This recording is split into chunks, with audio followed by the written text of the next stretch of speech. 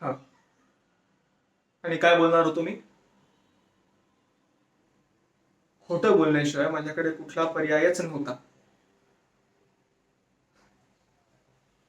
कारण कसं आहे ना, खरं ऐकणाऱ्याचे कान सदैव बंद झालेले असतात,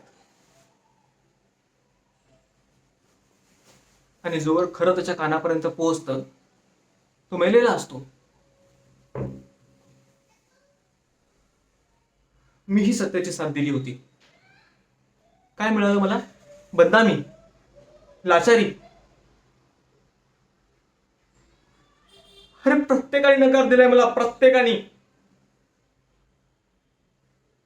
सर्वांना वाटतं हा तरी पिंजऱ्यात बांधलेला वाघ आहे, तिच्याकडनं जे हवंय ते काम करून घेऊ. पण आता नाही. आता नाही. आता ते अजिबात शक्य नाही. दरवेळेस मेनासारख्या पिघळणाऱ्या माणसाला दगड बनवायला या जालिम दुनियेनं जरा पण कसर नाही सोडली रे.